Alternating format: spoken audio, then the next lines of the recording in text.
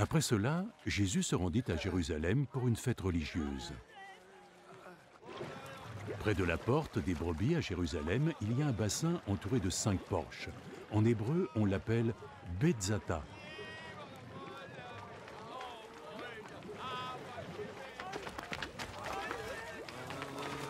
Une foule de malades était couchée sous les porches.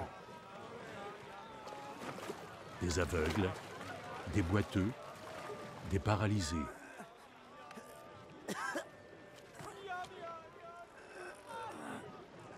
Il y avait là un homme qui était malade depuis 38 ans.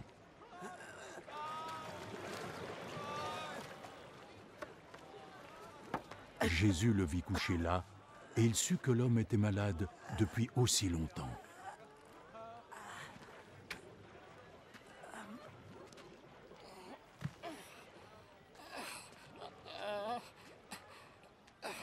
Tu aimerais te sentir mieux.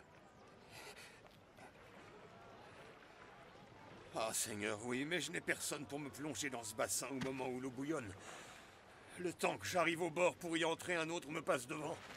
Oh.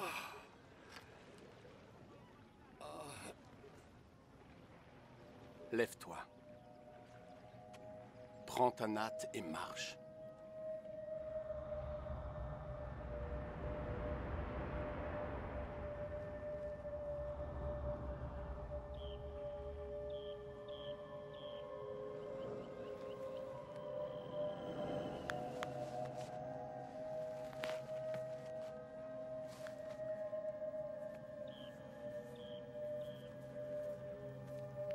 Aussitôt, l'homme fut guéri.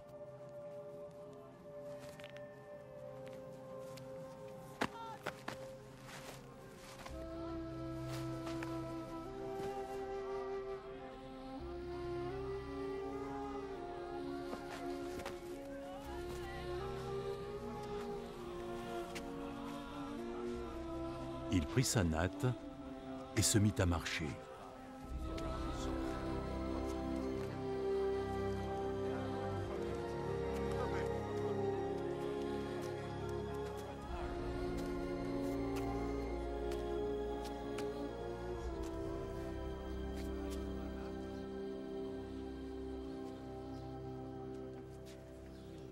Le jour où cela arriva était un jour de sabbat.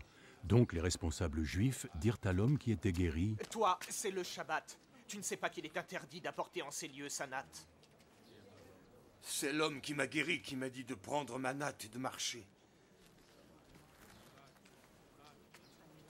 Qui est donc cet homme qui t'a demandé de faire cela? Mais l'homme qui était guéri n'avait aucune idée de qui était Jésus.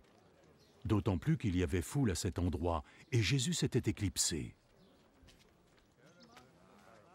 Plus tard, Jésus le retrouva au dehors du temple.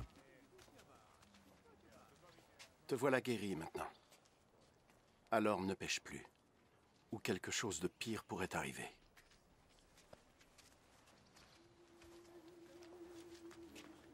L'homme partit et alla informer les responsables juifs que c'était Jésus qui l'avait guéri.